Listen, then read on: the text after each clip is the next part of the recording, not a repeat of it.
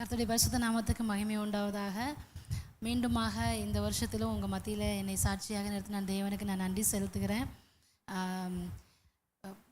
என்னுடைய வாழ்க்கையில் கர்த்தர் நிறைய அற்புதங்களை செய்திருக்கிறாரு. அதில் சமீபமாக கர்த்தர் செய்த ஒரு மிகப்பெரிய அற்புதத்தை நான் உங்களோட பகிர்ந்து கொள்ளணும்னு நான் விரும்புகிறேன். என்னுடைய போன வருஷம் கரெக்டாக மே மாதம் 8ஆம் தேதி இந்த சபையில் வந்து சாட்சியை பகிர்ந்து கொள்ள கர்த்தர் கிருபை செய்தார். யூபியை குறித்த சாட்சியை உங்களோட நான் பகிர்ந்து கொண்டேன். பிரச்சனைகளுக்கு நடுவில் அந்த போராட்டங்களுக்கு நடுவில் நாங்கள் அங்கே நிற்கும்போது கடந்த 2025ஆம் தேதி ஜனவரி மாதத்துலேருந்து, அதாவது 2024 டிசம்பர்லேருந்து என் சரீர பிரகாரமாகவும் நான் ஒரு பெரிய உபத்திரவத்துக்குள்ளே போனேன். அந்த சமயத்தில் தான் எங்கள் சபை வந்து உபத்திரவத்தையும் சந்தித்து எங்களையும் நிறைய பேர் அடிக்க வந்து நாங்கள் மனதளவுலையும் ரொம்ப பாதிக்கப்பட்டிருந்தோம்.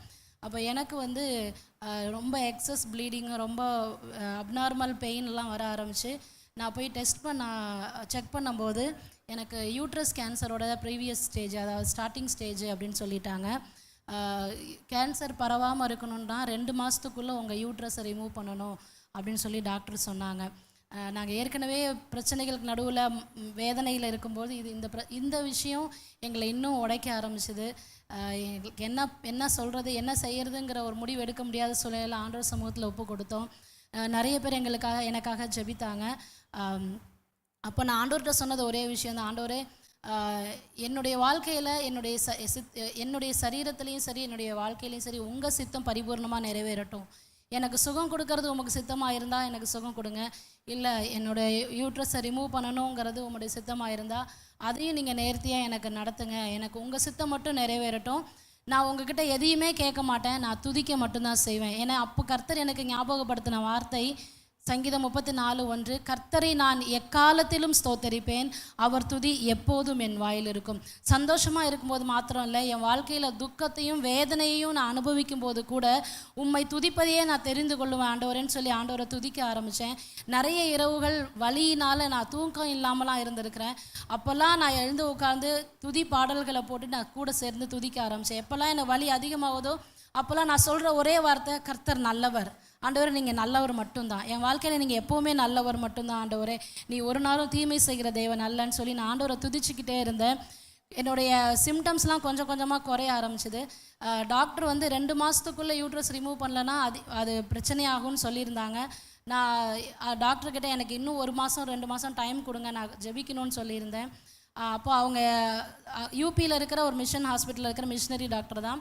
அவங்க என்ன சொன்னாங்கன்னா, இந்த ரிப்போர்ட்டை நீங்கள் சிஎம்சிலையும் அனுப்புங்க, அங்கே ஒரு தடவை ரெஃபரன்ஸ் பண்ணுங்கன்னு சொன்னாங்க. நான் சிஎம்சியில் இருக்கிற ஒரு டாக்டர்கிட்ட அனுப்பும்போது அவங்க சொன்னாங்க, எடுத்த உடனே ஆப்ரேஷன் போக வேண்டாம், நம்ம மெடிசின்னாலே இதை சரி பண்ண முடியுமான்னு ட்ரை பண்ணுவோம், ஒருவேளை மெடிசின்னால் சரி பண்ண முடியல அப்படின்னா நம்ம வந்து ஆப்ரேஷன் பண்ணலாம் அப்படின்னு சொல்லி எனக்கு மே மாதம் அப்பாயின்மெண்ட் கொடுத்துருந்தாங்க. அந்த ட்ரீட்மெண்ட்டுக்காக தான் நான் வந்தேன். நேராக யூபியிலேருந்து திருச்சியில் தான் வந்து இறங்கி சண்டே இங்கே நம்ம சபையில் அட்டன் பண்ணேன். அப்போ நான் உங்ககிட்ட அந்த விஷயத்தை நான் சொல்லலை.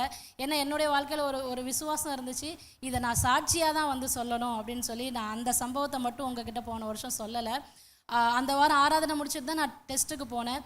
டெஸ்ட்டுக்கு போகும்போது நான் ஜெபித்துட்டு போனேன், இப்பொழுதும் உம்முடைய சித்தம் நிறைவேறட்டாண்டவர், நான் உங்களை துதிக்க மட்டும்தான் செய்வேன், நீர் நல்லவர் அப்படின்னு சொல்லிட்டு 8-9 டெஸ்ட் எடுத்தாங்க, பயாப்சி எடுத்தாங்க. டெஸ்ட்டில் டாக்டர் சொன்னாங்க, உங்கள் கர்ப்பப்பை கிளியராக இருக்குது, எந்த பிரச்சனையுமே இல்லை, அதில் எந்த பிரச்சனையுமே இல்லைன்னு சொன்னாங்க. ஆப்ரேஷன்லாம் எதுவும் வேண்டான்னு சொன்னாங்க. அப்போ மெடிசன் எதுவும் எடுக்கணுமான்னு, எந்த பிரச்சனையுமே இல்லையே, எதுக்கு நீங்கள் மெடிசன் எடுக்கணும், மெடிசன்லாம் ஒன்றுமே எடுக்க வேண்டாம், ஆனால் நீங்கள் மந்த்லி வந்து 2 மாதத்துக்கு ஒரு தடவையாவது ரெகுலர் ஆகிற மாதிரி பார்த்துக்கோங்க, அப்படி ஆகலைன்னா ஒரு மெடிசின் சாப்பிடுங்கன்னு சொல்லியிருந்தாங்க. நான் சந்தோஷத்தோடு ஆண்டவருக்கு நன்றி சொன்னேன், கண்ணீரோட, கர்த்தர் என் வாழ்க்கையில் சேர்ந்த அற்புதத்துக்கு. அப்போது கர்த்தர் என்னுடைய உள்ளத்தில் பேசினது, உன்னுடைய கர்ப்பப்பையை நான் புதுப்பிச்சிருக்கேன் அப்படின்னு ஆண்டவர் பேசினார். அப்போது நான் சாரால போல என் உள்ளத்தில் நகைத்தேன்.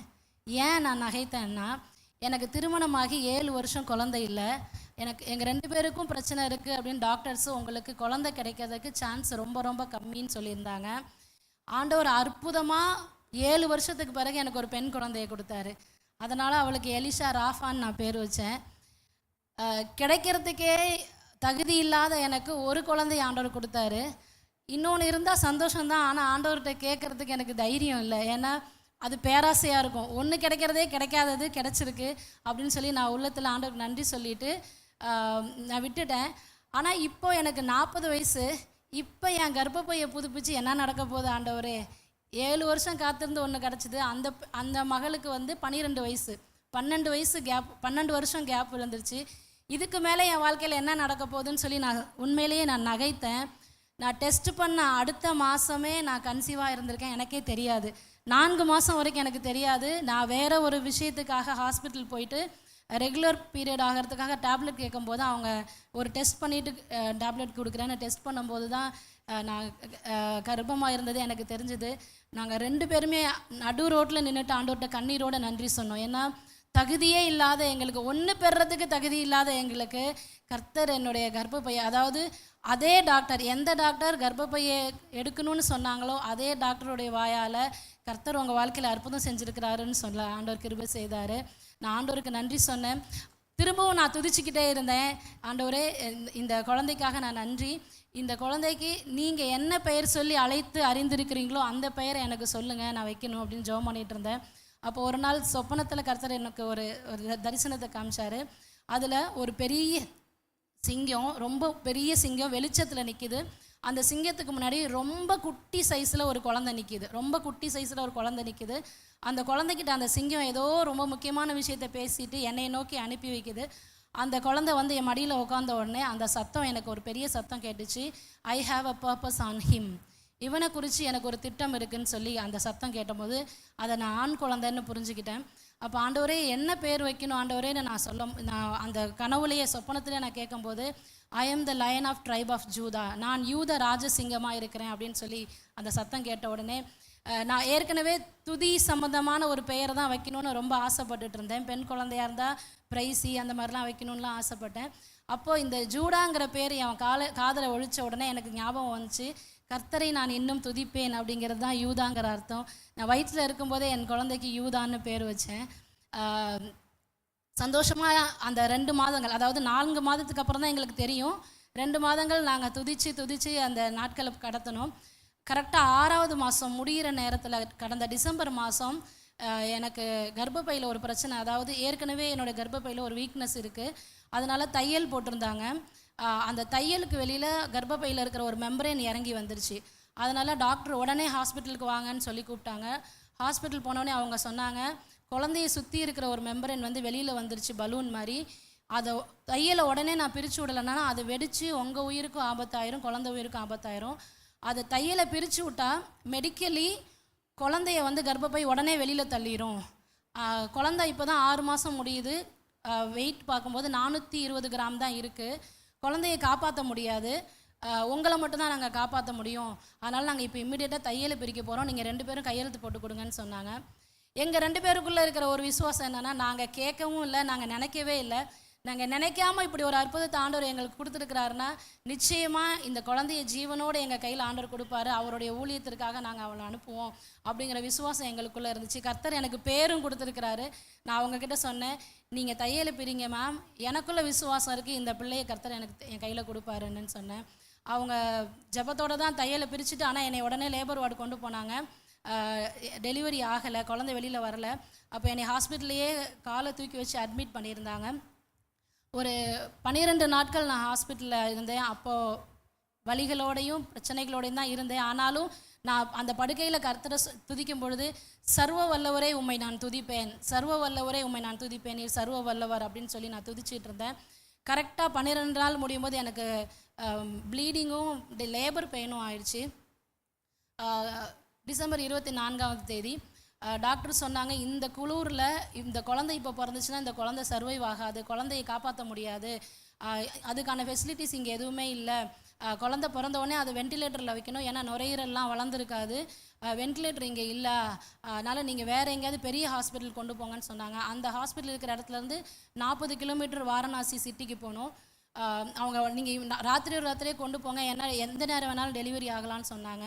அப்போ நாங்கள் ஜெபித்தும் போது எங்கள் 2 பேருக்குள்ளே இருக்கிற ஒரு விசுவாசம், தேவனுடைய பிள்ளைகள் இருக்கிற இந்த ஹாஸ்பிட்டல், அங்கே இருக்கிற டாக்டர்ஸ் நர்சஸ் எல்லாருமே வந்து செக் பண்ணுறதுக்கு முன்னாடி ஜெபம் பண்ணிட்டு தான் அது செய்வாங்க. அப்போ எங்களுக்குள்ள ஒரு எண்ணம் வந்துச்சு, தேவனை சார்ந்துக்கிற டாக்டர்களை நான் சார்ந்துக்க விரும்புகிறேன், தேவனை அறியாத டாக்டர்களை நம்பி நான் போக விரும்பல. ஏன்னா இந்த குழந்தைய ஜீவனோட வைக்க போகிறது டாக்டருடைய கரத்தில் இல்லை, இது தேவனுடைய கரத்தில் இருக்குது. அதனால் நான் இந்த ஹாஸ்பிட்டலை விட்டு போக மாட்டேன், என்ன நடந்தாலும் சரி அப்படின்னு சொன்னேன். 2-3 டாக்டர்ஸ் வந்து எங்களை கன்வின்ஸ் பண்ணி பார்த்தாங்க. அப்புறம் நாங்கள் முடிவாக இருக்கிறத பார்த்துட்டு அவங்களே ஹாஸ்பிட்டலோட அட்மின் வந்து வேறு மிஷன் ஹாஸ்பிட்டலுக்கெலாம் ஃபோன் பண்ணி கேட்டாங்க, வென்டிலேட்டர் கிடைக்குமா அப்படின்னு சொல்லி. அப்போது ஒரு ஹாஸ்பிட்டல்லேருந்து வென்டிலேட்டர் கொடுக்கறதுக்கு ரெடியாக இருக்காங்க. ஆனால் அது ரொம்ப தூரம். அந்த வென்டிலேட்டரை இப்போ உடனே அனுப்புனாலும் அந்த வென்டிலேட்டர் வந்து சேர அடுத்த நாள் மதியானம் 12-12:30 மணி ஆயிரும். அது வரைக்கும் அவங்க தாங்குவாங்களா அப்படின்னு சொல்லி அவங்க சொல்லிட்டு அனுப்ப சொல்லியிருந்தாங்க. எனக்கு கிட்டத்தட்ட ஒரு நாள் முழுவதும் 20 மணி நேரத்துக்கு மேலே என்னோடய லேபர் பெயினும் ப்ளீடிங்கும் ஆகிட்டே இருக்குது.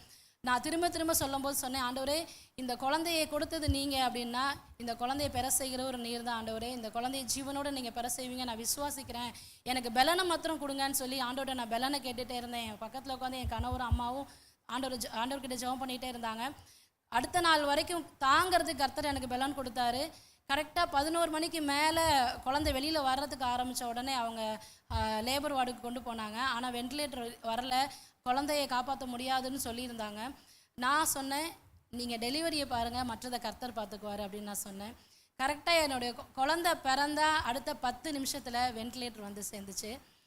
அந்த வென்டிலேட்டரும் அவங்க அனுப்பி வச்ச ஹாஸ்பிட்டல்லேருந்து வந்த வென்டிலேட்டர் இல்லை, ஏதோ ஒரு கம்பெனியில் சாம்பிள் பீஸை செக் பண்ணுறதுக்காக ஒரு வென்டிலேட்டர் அனுப்பி வச்சாங்களாம். இது இந்த பிள்ளைக்காகவே கர்த்தர் அனுப்பி வச்ச ஒரு வென்டிலேட்டராக நான் உணர்ந்தேன். டாக்டர்ஸுமே ரொம்ப ஆச்சரியப்பட்டாங்க.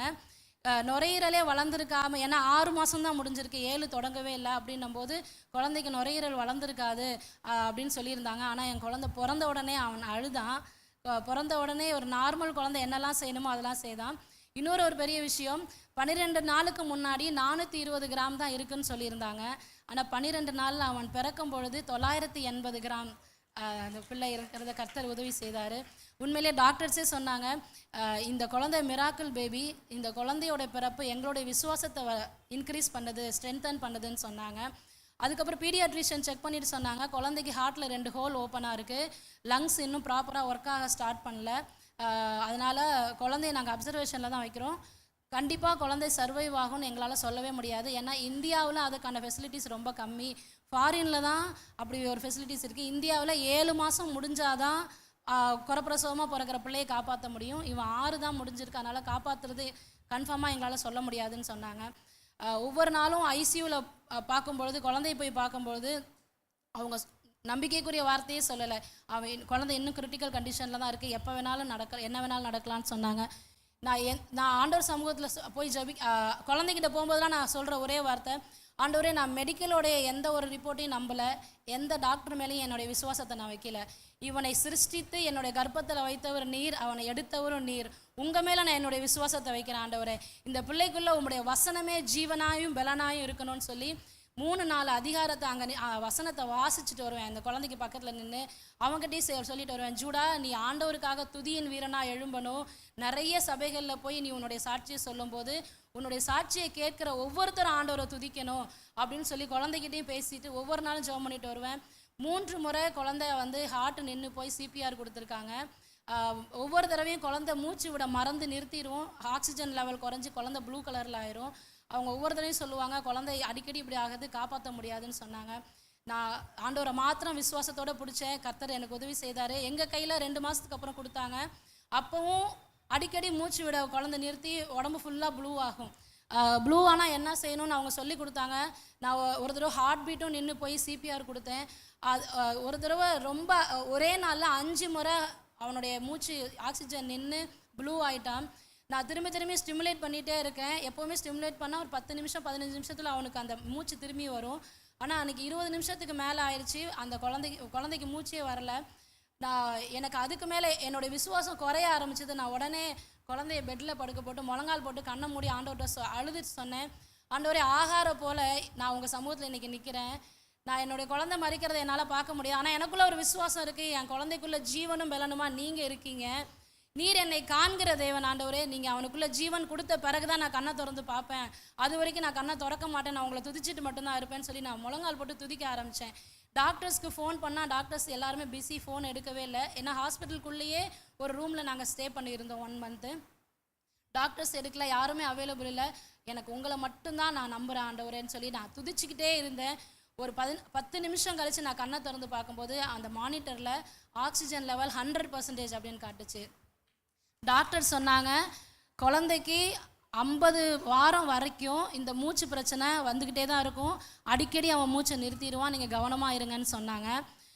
நான் இந்த ஆண்டவர் கரத்தில் ஒப்பு கொடுத்து ஜெபிக்கும் போது 36வது வாரம், அதுதான் கடைசியாக அவனுக்கு அப்படி ஒரு சம்பவம் நடந்தது. அதுலேருந்து இப்போ வரைக்கும் ஒரு நாள் கூட அந்த மூச்சு பிரச்சனையோ ஆக்சிஜனோட எந்த பிரச்சனையும் அவனுக்கு வந்ததே இல்லை. அதுக்கு பிறகு கண்ணில் வந்து அவனுக்கு ரெட்டினோபதின்னு ஒரு ப்ராப்ளம் இருக்குது அப்படின்னு சொல்லி டெஸ்ட் பண்ண அனுப்புனாங்க. டெஸ்ட் பண்ணும்போது கண்ணில் வந்து அந்த பிளட் வெசல் நிறையா வளர்ந்து பார்வை போக போது, நீங்கள் இன்னும் 1 வாரத்துக்குள்ளே போய் லேசர் பண்ணலை அப்படின்னா குழந்தைக்கு நிரந்தரமாக பார்வை இருக்காதுன்னு சொன்னாங்க. நான் அதுக்கும் ஆண்டவர்கிட்ட சொன்னேன், ஆண்டவரே இது வரைக்கும் அவனை ஜீவனோடு வச்சவர் நீங்கள், இந்த கண்ணோட பிரச்சனையும் மாற்ற உங்களால் முடியும். ஏன்னா அவன் உங்களுடைய ஊழியக்காரன், உங்களுடைய வேதத்தை படித்து அநேகருக்கு உங்களை பிரசங்கிக்க போகிறவன், யூபியில் ஒரு பெரிய மாற்றத்தை இவன் உண்டாக்கணும் ஆண்டவரே, அதனால் அவன் கண்ணுக்கு எதுவும் வராதுன்னு நான் விசுவாசிக்கிறேன்னு சொல்லி நான் ஜெபிச்சுட்டே வந்தேன். இம்மீடியட்டாக ஹாஸ்பிட்டலில் அங்கேருந்து சிஎம்சிக்கு ரெஃபர் பண்ணாங்க. சிஎம்சியில் வந்து அங்கே டாக்டர்கிட்ட செக் பண்ண போகும்போது அவங்க டாக்டரை செக் பண்ணிட்டு சொன்னாங்க, 80% கண்ணு நல்லா இருக்குது, அதனால் உடனே லேசர் பண்ண வேண்டாம், ஆனால் அந்த பிரச்சனை இருக்கிறது திடீர்னு இன்க்ரீஸ் ஆகவும் வாய்ப்பு இருக்குது, குறையவும் வாய்ப்பு இருக்குது, ஒவ்வொரு வாரமும் வாங்க பார்த்துக்கிட்டே இருப்போம், ஒருவேளை இன்க்ரீஸ் ஆகுதுன்னா நம்ம இன்ஜெக்ஷன் போட்டு குழந்தைக்கு லேசர் பண்ணிடலாம் அப்படின்னு சொன்னாங்க. ஒவ்வொரு வாரமும் நான் செக்கப் போனேன், ஆனால் நான் துதிச்சுக்கிட்டே தான் போனேன். கடைசியாக இப்போ போன வாரத்துக்கு முந்தின வாரம் செக் பண்ண போகும்போது அந்த ஆர்ஓபிங்கிற டிசீஸ் கம்ப்ளீட்டாக க்யூர் ஆயிடுச்சு, எந்த பிரச்சனையுமே இல்லை. கண்ணில் வந்து 2 பிளட் கிளாட்டிங்ஸ் மட்டும் இருக்குது, அதை மட்டும் ஒரு தடவை செக் பண்ணிக்கலாம், ஆனால் அது தானாக சரியாயிரும்னு சொன்னாங்க. கடைசியாக நீங்கள் போகிறதுக்கு முன்னாடி ஒரு தடவை வந்து காமிச்சிட்டு போங்கன்னு சொன்னாங்க. நான் நாளைக்கு இங்கே ஜோசப் ஹாஸ்பிட்டலில் தான் காட்ட போகிறேன். ஆனால் எனக்குள்ளே இருக்கிற விசுவாசம், இது வரைக்கும் கர்த்தர் அவனுக்கு ஜீவன் கொடுத்து அவனை அற்புதமாக நடத்தி இருக்கிறாரு, இனியும் அவனை நடத்த வல்லவராக இருக்கிறாரு.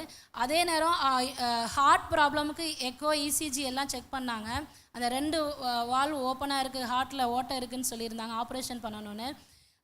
அதுக்கும் நான் துதியோடு போனேன்.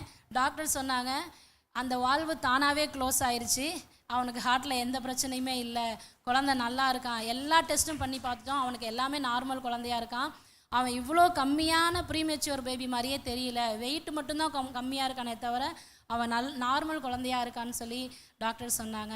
கர்த்தர் அற்புதம் செய்திருக்கிறாரு. என்னுடைய கர்ப்பப்பையை எடுத்து தூக்கி போடணும், செத்துப்போன கர்ப்பப்பைக்குள்ளே கர்த்தர் ஒரு ஜீவனை உருவாக்கி அந்த ஜீவனுக்குள்ளேயும் ஒரு அற்புத சுகத்தையும் ஜீவனையும் கொடுத்த கர்த்தர் இன்றும் ஜீவிக்கிறவர். அவர் எப்போவுமே நல்லவர், உங்களுடைய வாழ்க்கையிலே அவர் நன்மை செய்க வல்லவராக இருக்கிறார். கர்த்தருடைய நாமத்துக்கு மகிமை உண்டாவதாக. ஆமென். இன்னைக்கும்